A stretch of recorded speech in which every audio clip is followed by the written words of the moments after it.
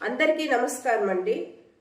పవన్ కళ్యాణ్ గారు డిప్యూటీ సీఎంగా ప్రమాణ స్వీకారం చేసి దాదాపు 2 నెలలు కావస్తుంటే రీసెంట్గా ఇప్పుడు సుగాలి ప్రీతి వాళ్ళ అమ్మగారిని వెళ్ళి కలవడం, ఆ కలిసిన సందర్భంగా ఒక ఎమోషనల్ సన్నివేశం కూడా మనం చూసాం. పవన్ కళ్యాణ్ గారు ఏ విధంగా ఎమోషనల్ అయ్యారు, అలాగే సుగాలి ప్రీతి తల్లిగారు కూడా ఇంకా ఏడుస్తున్నారు. ఆ ఏడుస్తున్నప్పుడు ఆ పిల్ల బిక్కమొహం వేసుకొని ఉంటే పవన్ కళ్యాణ్ గారు దగ్గర తీసుకోవడం, ఓదార్చడము, ఆ తల్లిని ఓదార్చడం, ఇవన్నీ మనం చూసాం. పవన్ కళ్యాణ్ గారికి చెప్పేది ఏంటంటే ఖచ్చితంగా సుగాలి ప్రీతి విషయంలో ఆ కుటుంబానికి న్యాయం జరగాలి. ఆ మరణం ఏంటి అని చెప్పేసి వాళ్ళ అమ్మకున్న అనుమానాన్ని నివృత్తి చేయాల్సిన బాధ్యత మరి పవన్ కళ్యాణ్ గారి మీద ఖచ్చితంగా ఉంది. కారణాలు ఏంటి అంటే గతంలో పవన్ కళ్యాణ్ గారు ఈ సార్వత్రిక ఎన్నికల్లో పెద్ద ఎత్తున ప్రచారం చేసింది సుగాలి ప్రీతి మరణాన్ని గురించే. అలాగని ఈ 33,000 మంది అమ్మాయిలు మిస్ అయ్యారు అని చెప్పి పెద్ద ఎత్తునైన జగన్మోహన్ రెడ్డి గారి ప్రభుత్వం మీద విమర్శించడం మనం చూసే ఉన్నాం. 2 తెలుగు రాష్ట్రాల ప్రజలు కూడా ఈ 33,000 మంది అమ్మాయిలు ఏ విధంగా ఆంధ్ర రాష్ట్రంలో మిస్ అయ్యారు, దట్టు వాలంటీర్ల ద్వారా ఎలా మిస్ అయ్యారు, మిస్ అయితే వాళ్ళు బతికారా లేకపోతే చనిపోయారా, లేదు బతికి ఉంటే ఎటువంటి స్థితిలో ఉన్నారు అని చెప్పేసేసి పెద్ద ఎత్తున 2 తెలుగు రాష్ట్రాల ప్రజలకు కూడా ఒక అనుమానం క్రియేట్ అయ్యే విధంగా పవన్ కళ్యాణ్ గారు మాట్లాడడం ఆ రోజు మనందరూ చూసాం. అప్పుడున్న జగన్మోహన్ రెడ్డి గారి ప్రభుత్వం మీద ఈ ఎఫెక్ట్ చూపించిందనే మనం చెప్పొచ్చు. కాకపోతే ఇప్పుడు రీసెంట్గా జరిగింది ఏంటి అంటే బండి సంజయ్ గారు పార్లమెంటు సాక్షిగా ఏ విధంగా ఆంధ్ర రాష్ట్రంలో 33,000 మంది అమ్మాయిలు అసలు మిస్ అవ్వలేదు, అదంతా అబద్ధ ప్రచారము, మిస్ అయింది 663 మంది మాత్రమే, అందులో కూడా సగం మంది ఇంటికి తిరిగి వచ్చేసారు, ఇంకా ఈ ప్రేమ పెళ్లి అనే పేరుతో వెళ్ళిపోయిన వాళ్ళే అని ఆయన చాలా స్పష్టంగా ఒక క్లారిటీ ఇచ్చిన తర్వాతన మరి పవన్ కళ్యాణ్ గారు ఇంకా కౌంటర్ ఇవ్వకుండా, బండి సంజయ్ గారి వాదనలకు కౌంటర్ ఇవ్వకుండా మరి మౌన వ్రతాన్ని ఎందుకు పాటిస్తున్నారు? ఇటువంటి తరుణంలో మరి సుగాలి ప్రీతి వాళ్ళమ్మని కలవడం అనేది ఖచ్చితంగా ఒక రాజకీయ మేలు కోసమే అనేసి అందరూ అంటారు. ఈయన స్వార్థ రాజకీయాల కోసం వెళ్ళి కలుస్తున్నాడే గాని ఆ కుటుంబానికి న్యాయం చేకూర్చే విధంగా పవన్ కళ్యాణ్ గారి అడుగులు ముందుకు వెయ్యట్లేదు అని చెప్పి ప్రజల్లో పెద్ద ఎత్తున కూడా ఒక చర్చ అనేది కొనసాగుతూ ఉంది. కారణాలు ఏంటి అంటే ఇప్పుడు ఒక సుగాలి ప్రీతి మరణమే కాదు కదా ఆంధ్ర రాష్ట్రంలో జరుగుతున్నది. వీళ్ళ ప్రభుత్వం వచ్చినాక, ఏదైతే కూటమి ప్రభుత్వం వచ్చినాక చాలా మంది అమ్మాయిలు అత్యాచారానికి గురయ్యి, హత్యకు గురయ్యి ఏ విధంగా వాళ్ళ తల్లిదండ్రులు బాధపడుతున్నారో, ఇంకా ముచ్చుమరి గ్రామంలో అయితే ఇక శవమే దొరకకుండా తల్లిదండ్రుల రోదన నిజంగా అరణ్య రోదనగా మారింది. అలాగే 5 నెలల పసిపిల్లల మీద కూడా అఘాయిత్యం జరుగుతున్న సందర్భాలు కూడా మనం చూసాం. అయితే ఇంతమంది అమ్మాయిల తల్లిదండ్రులను ఖచ్చితంగా పవన్ కళ్యాణ్ గారు ఒక డిప్యూటీ సీఎం హోదాలో వెళ్ళి కలవాలి, వాళ్ళని ఓదార్చాలి, వాళ్ళకు ధైర్యం చెప్పాలి, ఆ కుటుంబాలకు తగిన న్యాయం చేకూర్చే విధంగా ఈయన ప్రయాణం అనేది కొనసాగాలి. కానీ ఈయన మీద పెద్ద ఎత్తున విమర్శలు వచ్చినప్పుడు, పెద్దగా ట్రోలు గురైనప్పుడు ఈయన వెళ్ళి ఎప్పుడు చూడండి మీరు సుగాలి ప్రీతి వాళ్ళమ్మను పిలిపించుకోవడం, ఓదార్చడం, ఆమెతో మాట్లాడడం, ఆ క్లిప్పింగ్స్ సోషల్ మీడియాలోనూ లేకపోతే వీళ్ళకు అనుకూలంగా ఉన్న మీడియాలో వైరల్ చేసి పడేయడం తప్ప మరి ఎంతవరకు ఆ కుటుంబాలకు న్యాయం జరుగుతున్నాయి అనేసి అంటే మరి అర్థం కాని పరిస్థితి. ఎందుకంటే ఇప్పుడు డిప్యూటీ సీఎంగా ఈయన ఉన్నారు, ఇంకా సీఎంగా చంద్రబాబు నాయుడు గారు ఉన్నారు, హోమ్ మినిస్టర్గా అనిత గారు ఉన్నప్పుడు ఈయన ఆ కుటుంబానికి న్యాయం జరగాలంటే మరి ఎన్ని రోజులు పడుతుంది అనేది ప్రశ్నార్థకమే కదా. ఖచ్చితంగా ఈయన చెయ్యాలి అనుకుంటే, గట్టిగా పట్టుబడితే ఇక సుగాలి ప్రీతి విషయంలో ఏం జరిగింది అని ఖచ్చితంగా ఒక క్లారిటీ అయితే వస్తుంది కదా. మరి ఎందుకు ఈయన జాప్యం చేస్తున్నారు అనేది కూడా ఒక ప్రశ్నార్థకమే. ఇక ఈయన యొక్క కార్యకర్తలు చూడాలి మరి ఏ విధంగా విచ్చలవిడిగా రెచ్చిపోతున్నారు ప్రజల మీద. రీసెంట్గా కూడా ఒక అబ్బాయి గ్యాస్ సిలిండర్ తీసుకెళ్లి ఆ యొక్క పెట్రోల్ బంక్ దగ్గర పెడితే లీక్ చేయాలని చూస్తే స్థానికులు అలర్ట్ అయ్యి ఏ విధంగా అబ్బాయిని పట్టుకొని కొట్టారో మనందరూ చూస్తూనే ఉన్నాం. ఇక దేహశుద్ధి చేశారు ఆ జన సైనికుడికి. అలాగనే మంత్రి గారికి అడ్డుపడము, ఆ కులం పేరు చెప్పి నానా హంగామా చేసి వీరంగం చేస్తుంటే ఆ యొక్క జన సైనికుల్ని స్టేషన్కి తీసుకెళ్ళి ఇంకా బట్టలు ఊడదీసి నిలబెట్టి ఆ యొక్క అండర్వేర్తో ఉన్న ఫొటోస్ సోషల్ మీడియాలో చక్కర్లు కొట్టడము.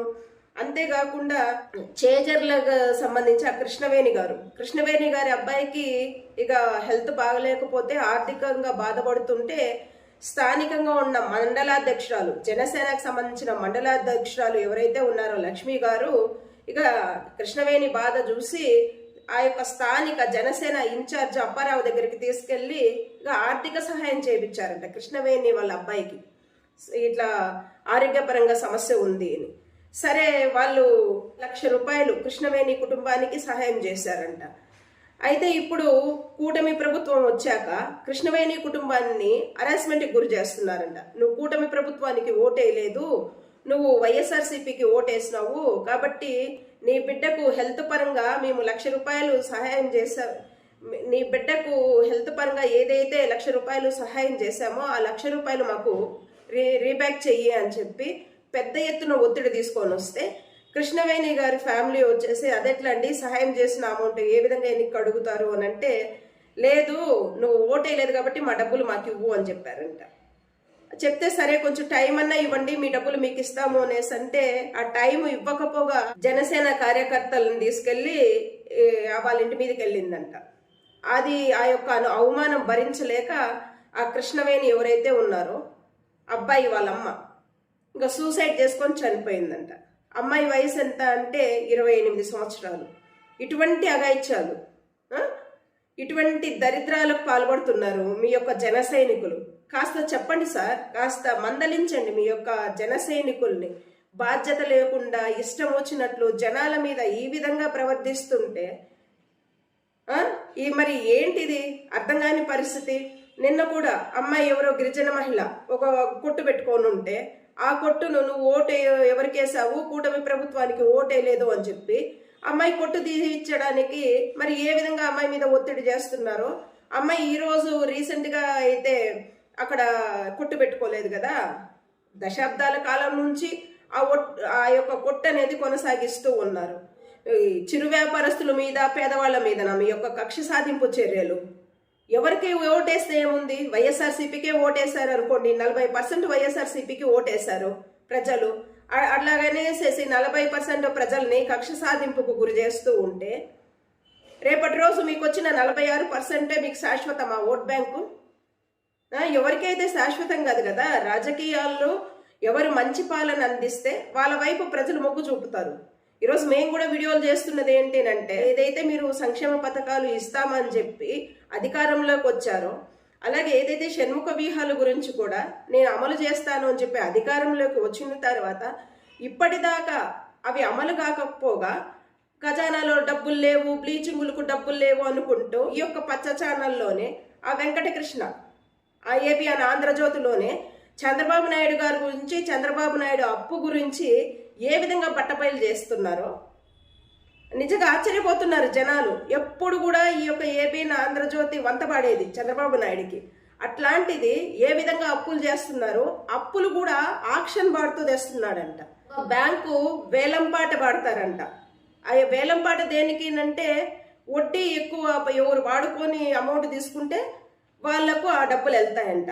అటు చూసుకున్నట్టుకుంటే మన యొక్క దేశంలోనే అత్యధికంగా ఈ యొక్క వేలంపాట పాడి, వడ్డీ మీద వేలంపాట పాడి సదరు చంద్రబాబు నాయుడు గారు డబ్బులు తెచ్చుకున్నారంట. మరి అప్పు కిందన మళ్ళీ దీన్ని వేలంపాట పాడి డబ్బులు తెచ్చుకుందామని చెప్పి మళ్ళా రెండోసారి వెళ్తే ఇక బ్యాంకుకు సంబంధించిన వాళ్ళు మొకాన ఊమి పంపించారంట చంద్రబాబు నాయుడు గారిని.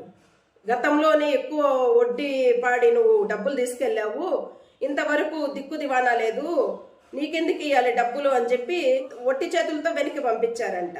వచ్చి 2 నెలలు కాలే ఇన్ని కోట్ల అప్పులు చేసేస్తే మళ్ళా వీళ్ళకి సంబంధించిన మళ్ళా అసత్య ప్రచారాలు మొదలు పెట్టేశారు. అప్పుడే ఈ యొక్క సోషల్ మీడియాలో జగన్మోహన్ రెడ్డి గారు సంక్షేమ పథకాలు ఎప్పుడు ఇచ్చారు, అమ్మ ఒడి ఏ నెల ఇచ్చారు, రైతు భరోసా ఏ నెల ఇచ్చారు, విద్యా దీవెన ఏ నెల ఇచ్చాడు అనేసి మళ్ళా కూడా ఈ యొక్క అసత్య ప్రచారాలు మొదలు పెట్టేశారు. ఏ నెల ఇస్తే ఏముంది, ఎప్పుడు ఇస్తే ఏముంది, ఇచ్చాడు, కంటిన్యూషన్ చేశాడు. ఆయన చెప్పిన మాట ప్రకారం ఇచ్చాడు, కంటిన్యూషన్ చేశాడు, ప్రజల్లో ఒక నమ్మకాన్ని కలిగించాడు. ప్రజలకు ఒక భరోసానిచ్చాడు. ప్రతి గడపకు కూడా ఆయన యొక్క సంక్షేమ పథకాలు డోర్ డెలివరీ చేసి చూపించారు. మీరు అదే చేయండి అనే కదా అంటున్నారు. జగన్మోహన్ రెడ్డి గారు ఏ విధంగా అయితే క్యాలెండర్ వదిలారో మీరు కూడా ఇంకా 6 నెలలకు ఇస్తారా, లేకపోతే 8 నెలలకు ఇస్తారా? అర్థమైన క్యాలెండర్ ఒకటి మీరు కూడా వదిలి ఆ డేట్కి ఇవ్వండి అని చెప్తున్నారు కదా.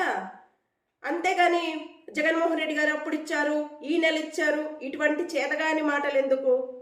జగన్మోహన్ రెడ్డి గారు ఎంత ఇబ్బందులు ఉన్నా డోర్ డెలివరీ చేశారు. చంద్రబాబు నాయుడు గారు ఇన్ని వేల కోట్లు వడ్డీలు వేలం పాటపాటి తెచ్చేసి ప్రతి రూపాయి కూడా అమరావతికి పెట్టుకుంటూ అసలు డబ్బులే లేవు ఖజానాలు అని చెప్పేసి అంటుంటే, సంక్షేమ పథకాలు అనేటివి ఇవ్వలేకపోతున్నాను అని చెప్పేసేసి చేతులు ఎత్తేసి ఇంత క్లారిటీ ఇస్తుంటే కూడా వీళ్ళొక మంద ఏ విధంగా అడ్డమైన గడ్డి తినుకుంటూ కడుపుకు ఇక వీడియోలో వదులుతున్నారు. జగన్మోహన్ రెడ్డి గారు ఎప్పుడు ఇచ్చాడు, ఏ నెల ఇచ్చాడు, ఏ నెలన్నా ఇస్తారా బాబు, మీరు ఎప్పుడు ఇస్తారు అనేది మీ బతుకులకు చెప్పండి అని ప్రజలు అడుగుతున్నారు. మీరు ఏ నెల ఇస్తారు, ఎప్పుడు ఇస్తారు, ఏ సంక్షేమ పథకాలు అమలు చేయగలుగుతారు, మీ బతుకులకు ఖచ్చితంగా ఒక క్యాలెండర్ వదిలి ఆ క్యాలెండర్ ప్రకారం ఇవ్వండిరా నాయనా అనేసి అడుగుతుంటే అది పక్కన పెట్టేసేసి ఈ చేతగాని రాజకీయాలు ఎందుకు చేస్తున్నారు? చంద్రబాబు నాయుడుకి తెలీదా రాష్ట్ర ఆర్థిక బడ్జెట్ ఎంత? అది దృష్టిలో పెట్టుకొని నేను సంక్షేమ పథకాలు ఇవ్వగలనా లేదా అని చెప్పి డిసైడ్ చేసి దాని ప్రకారమే ఒక మేనిఫెస్టో విడుదల చేసి మరి ప్రచారం చేయాల్సింది. ఎన్నికల్లో ఏమో జగన్మోహన్ రెడ్డి గారికి మించి ఇచ్చేస్తాను, జగన్మోహన్ రెడ్డి గారు చూడు ఇవ్వలేను అని చెప్తున్నాడు, నేను అక్కడికక్కడే సంపదలు సృష్టిస్తాను, ఆ సంపదలు సృష్టించి అంతకు 2 ఇచ్చేస్తాను అని చెప్పి తప్పుడు వాగ్దానాలు చేసి అధికార పీఠం ఎక్కిన తర్వాత ప్రజల ముందు కళ్ళ కట్టినట్లు ఆయన యొక్క మోసాలకు వెన్నుపోటు పొడిచే విధానాలు అన్నీ కూడా ప్రజలకు తెలిసి ఒక స్పష్టత వస్తున్న వేళ ఇక ఇలా పచ్చమంద జగన్మోహన్ రెడ్డి గారి మీద ఇప్పుడు జగన్మోహన్ రెడ్డి గారి విలువ ఏంటి, జగన్మోహన్ రెడ్డి గారి రాజకీయం ఏంటి, జగన్మోహన్ రెడ్డి గారి పాలన ఏంటి అని ప్రజలకు ఇప్పుడు చాలా స్పష్టంగా అర్థమవుతుంది. మేము ఏం మిస్ అయ్యాము, ఇటువంటి తప్పుడు మనుషుల్ని ఇటువంటి తప్పుడు వాగ్దానాల్ని నమ్ముకొని మా తలరాతల్నే మేము మార్చేసుకున్నామే, ఏం కర్మ మాకు ఇది అని చెప్పేసేసి ప్రజలు పశ్చాత్తాపడుతున్నారు ఈరోజు. అంతేకాకుండా ఇగో మీరు ప్రజలు ఓటేస్తే గెలవలేదు, ఈవీఎంలతో గెలిచారు అని చెప్పి చాలా స్పష్టమైన ఆధారాలు ఉన్నప్పటికీ ఆధారాలతో ఇక యొక్క ఎలక్షన్ కమిషనర్కి ఇంకా వీళ్ళు రిక్వెస్ట్లు చేస్తున్నప్పటికీ ఆ యొక్క ఎలక్షన్ కమిషను మళ్ళా స్వతంత్ర ప్రతిపత్తి కలిగిన మరి ఎలక్షన్ కమిషను మరి ఎందుకు నోరు మూసుకొని ఉండిపోయిందో పెద్ద ఎత్తున విమర్శలు వస్తుంటే మరి ఈవీఎంల ద్వారా వీళ్ళు విన్నయ్యారా లేదా, లోపాలు ఎక్కడ జరిగినాయి, అసలు జరిగినాయా లేదా అని చెప్పలేకపోతుంది అంటే అర్థం కాలేదా? పక్క ఆధారాలు ఉన్నప్పటికీ కూడా ఇక సుప్రీంకోర్టుకి వెళ్ళారనుకోండి, ఈ వాదోపవాదనలు విని మళ్ళా ఎలక్షన్స్ టయానికి తీర్పు వస్తుంది.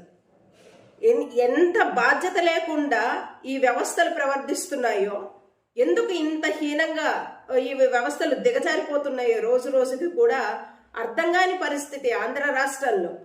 అడ్డదారిన దొడ్డిదారిన కుట్రలతోనూ కుతంత్రాలతోనూ ఈవీఎంలను నమ్ముకొని ఇక రాజకీయాలు చేసుకుంటే ఇంకా ప్రజల కష్టాలు ఎందుకు తెలుస్తాయి? వీళ్ళ స్వార్థపూరిత రాజకీయాల కోసం ఆ యొక్క అమరావతిని డెవలప్ చేయాలి అని చెప్పేసేసి ఆయన యొక్క ఆలోచన.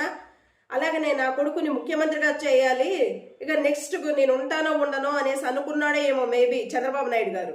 ఇక పవన్ కళ్యాణ్ గారి గురించి చెప్పగానే చెప్పచ్చు, నేను ఒక్కసారైనా ఎమ్మెల్యే కావాలి అని చెప్పేసేసి ఇంకా ఈయన యొక్క కోరికను తీర్చుకోవడానికి ఇక అడ్డదారిన దొడ్డిదారిన రాజకీయాలకు వచ్చేసేసి ఇంకా దరిద్రపుట్టు రాజకీయాలకు తెర లేపుకుంటూ ఇంకా చెప్పిన హామీలు నెరవేర్చకుండా మాట దాటే ప్రయత్నము. ఇప్పుడు చేస్తున్నది ఏంటి అంటే దోచుకొని దాచుకుంటున్నారు ఇద్దరు కూడా.